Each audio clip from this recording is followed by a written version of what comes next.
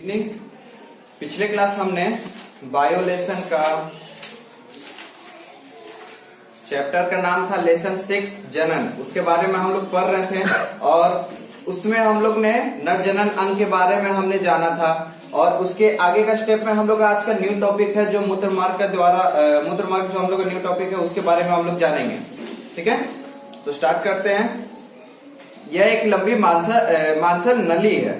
इसमें दो सहायक ग्रंथियां, कौन सी? पहली पुनर्स्त्र ग्रंथि तथा काउपर ग्रंथि की नलिकाएं भी खुलती है। इसके बाद मूत्र मार्ग नीचे की ओर बढ़ता है और शीशन के मध्य से होता हुआ शीशन के सिरे पर मूत्र जनन छिद्र द्वारा बाहर खुल जाता है। मूत्र मार्ग से होकर मूत्र तथा वीर्य पुरस्थ ग्रंथि या मूत्राशय के आधार पर स्थित एक छोटी लगभग गोलाकार ग्रंथि है। यह दायां और बायां पिंड का बना होता है। दोनों पिंड एक दूसरे से बिल्कुल सटे हुए मध्य में जुड़े होते हैं।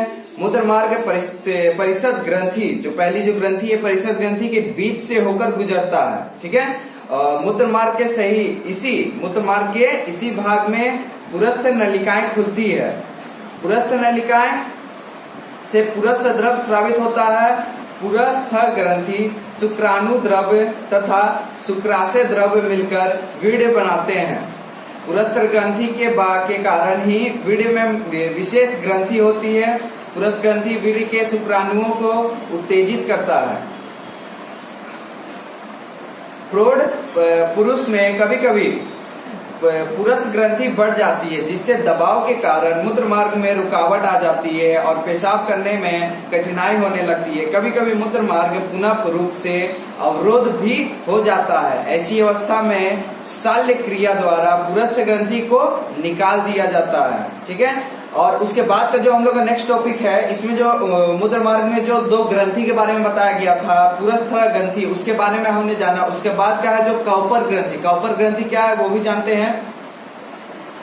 पुरस्थ ग्रंथि के ठीक नीचे एक जोड़ी छोटी काउपर की ग्रंथि होती है। इस ग्रंथियों की नलिकाएं मूत्र मार्ग में खुलती है। यह ग्रंथि एक क्षारीय द्रव्य स्रावित करती है जो मूत्र मार्ग की दीवार को मूत्र के द्वारा उत्पन्न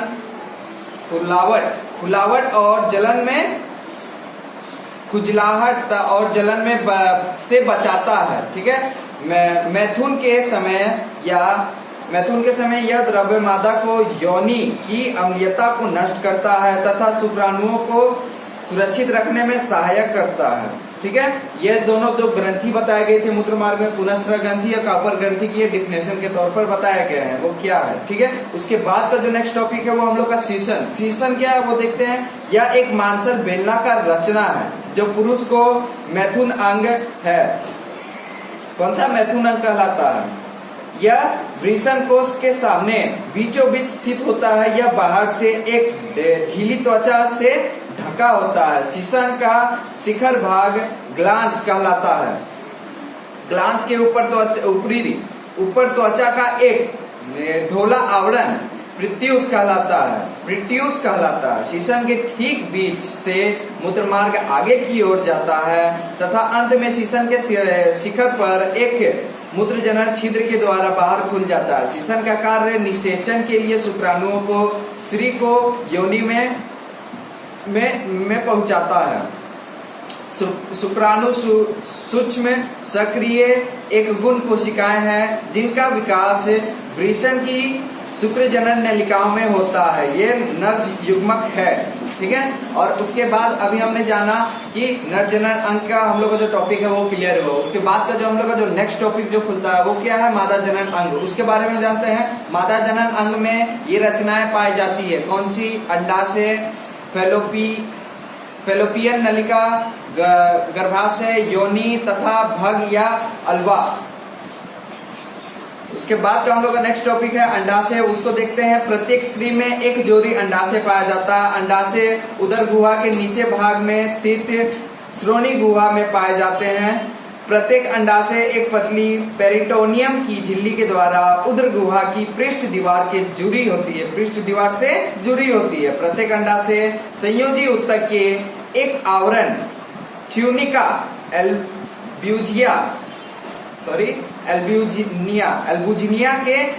एल्बुजिनिया से ढका होता है। इस आवरण के नीचे जनन एपिथेलियम पाया जाता है जिसे अंडाणु विकसित होता है। ठीक, अविकसित अंडाणु जो होते हैं, अविकसित अंडाणु ग्रेनुलोसा कोशिकाओं से घिरा होता है। इस अवस्था में इन्हें प्राथमिक पुटक कहते हैं। क्या चीज? प्राथमिक पुटक कहा जाता है। अंडाशय का भीतरी भाग तंतुमय संयोजी ऊतक का बना होता है जिसे स्ट्रोमा कहते हैं। कन्या के 10 से 12 वर्ष की उम्र में यौनारंभ में प्रारंभिक पुटक स्ट्रोमा में चला आता है और परिपक्व होने लगता है। विकासशील अंडाणु पुटक कोशिकाओं से घिरा रहता है और पुटक द्रव से भरे पुटक की जगह गुहा में लटका रहता है। इस अवस्था में यह परिपक्व युक्त पुटक या ग्राफी पुटक कहलाता है। इसे क्या कहते हैं? परिपक्व पुटक या ग्राफी पुटक कहते हैं। अंडाशय पुटिका की कोशिकाएं हार्मोन एस्ट्रोजेन स्रावित करती है जिसके कारण स्त्री के द्वितीय लैंगिक लक्षण जैसे स्तनों का बढ़ना, नितंबों का चौड़ा होना स्पष्ट रूप से दिखने लगता है। महीने के एक बार की पुटक परिपक्व होता है, फिर यह फट जाता है और अंडाणु अंडाशय के बाहर निकल जाता है। ये सारी क्रियाएं पिट्यूटरी ग्रंथि द्वारा स्रावित फॉलिकिल उत्तेजक हार्मोन्स तथा ल्यूटिनाइजिन हार्मोन्स के प्रभाव के अंतर्गत होता है। अंडाशय से अंडाणुओं के बाहर निकलने की क्रिया अंडोत्सर्ग कहलाती है। प्रथम अंडोत्सर्ग के बाद हर 28 दिन पर प्रतिमा लगभग 45 वर्ष की आयु तक नारी की एक पुटक की परिपक्वन तथा एक अंडाणु के अंडोत्सर्ग होता रहता है।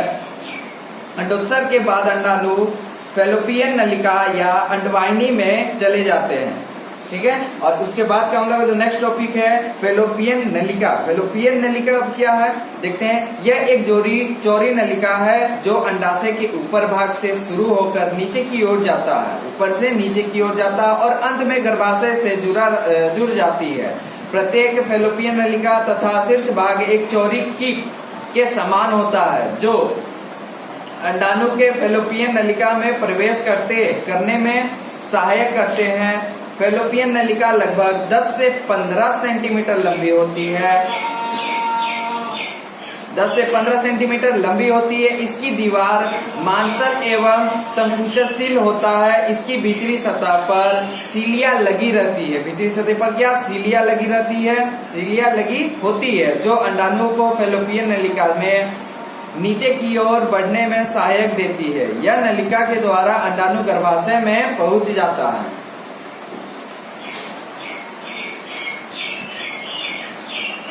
जो हम लोग का नेक्स्ट टॉपिक है आगे का गर्भाशय, उसको देखते हैं। जो हम लोग का जो मादा जनन अंग चल रहा है उसी में हम लोगों ने अंडाशय को क्लियर किया।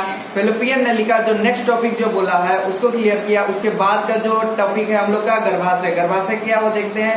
यह मोटी दीवार वाली पेशीय थैली के समान रचना है जो मूत्राशय तथा मलाशय के बीच श्रोणि गुहा में स्थित होता है। कहाँ श्रोणि गुहा में स्थित होता है? यह लगभग तिकोनी रचना है जिसका ऊपरी भाग ज्यादा चौड़ी होता है। इसके ऊपरी भाग के दाएं और बाएं कोने से उस ओर की फैलोपियन नलिका जुड़ी होती है। दाएं और बाएं से किसका? फैलोपियन नलिका भी जुड़ी रहती है। गर्भाशय की गुहा में ही भ्रूण का विकास होता है। इसकी गुहा सामान्य स्थिति में 7 से 8 सेंटीमीटर लंबी होती है, परंतु भ्रूण के विकास के समय यह बढ़ जाती है और गर्भ के 8वें महीने में लगभग 12 से 18 से 20 सेंटीमीटर लंबी तथा अंडाकार हो जाती है। शिशु के जन्म के बाद यह पुनः छोटी हो जाती है, परंतु सामान्य स्थिति में न आकार उससे थोड़ी बड़ी रह जाती है। गर्भाशय की निचली भाग सकरा होता है जिसे ग्रीवा या सर्विक्स कहते हैं। ग्रीवा नीचे की ओर योनि में खुला रहता है।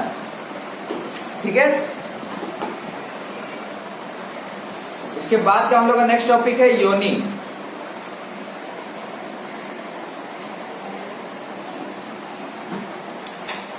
योनि क्या देखते हैं, यह एक पेशीय नलिका के समान रचना है जो 7 से 10 सेंटीमीटर लंबी होती है। इसकी दीवार पेशी तथा तंतुमय संयोजी ऊतक की बनी होती है तथा क्या चीज की बनी होती है, संयोजी ऊतक, तंतुमय संयोजी ऊतक की बनी होती है तथा यह फैली युग्मक होती है। यह बाहर की ओर एक छिद्र भाग या वल्वा के द्वारा खुलती है। वल्वा एक पतली झिल्ली से ढकी होती है जो हाइमेन कहलाती है। इसमें एक बहुत सी छोटी छिद्र होती है। पहली बार संभोग के समय यह चोट आदि लगने से यह झिल्ली टूट जाती है। फिर दोबारा इसका निर्माण नहीं होता है। योनि संभोग या मैथुन के समय नर के शीशन को द्वारा के ग्रहण करती है जिसे स्खलित वीर्य मादा जननांग के अंदर खुलती है। जनन के समय शिशु इसी रास्ते बाहर निकलती है। ये मासिक स्राव के भी बाहर निकलने की रास्ता यही है। ठीक है, तो आज के लिए हम लोग ने जाना, आज के लिए सब यहीं पे स्टॉप करते हैं।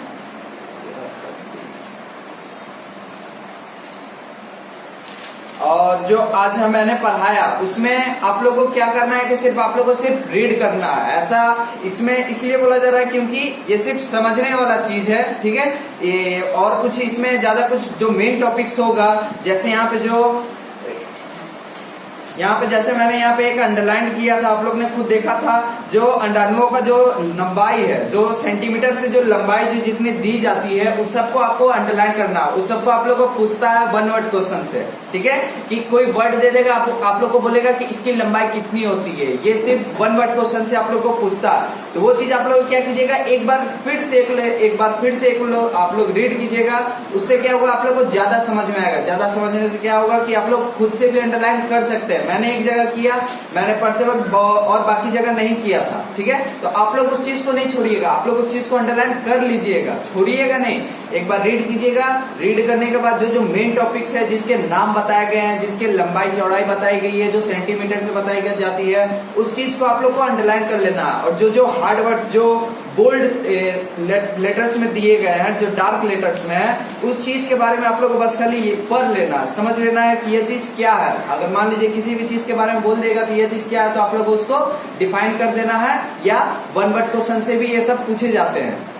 ठीक है, तो इस चीज को ध्यान में रखिएगा। इसको आप लोगों को कुछ करना नहीं है, सिर्फ आप लोगों को एक बार अच्छे दिमाग से समझ के आप लोगों को बस खाली एक बार पढ़ लेना, वो चीज सब चीज आप लोगों को क्लियर हो जाएगा। ठीक, और दूसरी बात जो अंडरलाइन करने के लिए बोला गया, वो लोग आप लोग अंडरलाइन करके कॉपी में भी नोट डाउन कर लेना है। ठीक, तो आज के लिए सिर्फ इतना ही समाप्त करते हैं। और इसके बाद का जो बीच वाला जो क्वेश्चन आंसर्स आता है, तो वो चीज आप लोग को खुद से करना है। ठीक, आप लोगों को क्वेश्चन आंसर्स भेजे गए पीडीएफ के थ्रू, तो पीडीएफ वाला भी आप लोग को याद करना, और जो लेसन से जो पढ़ाए जाते हैं वो सब का भी आप लोग को छाट लेना है। इसमें जैसे स्टार्टिंग में जब बुक स्टार्ट हुआ था, जनरल का जो लेसन स्टार्ट हुआ था, उसमें अमीबा का जो चित्र दर्शाए गए हैं वो चीज आप लोग को लिख लेना है और समझ लेना है। कभी कभी चित्र में भी बनाने को दे देता है। ठीक है, इसके बाद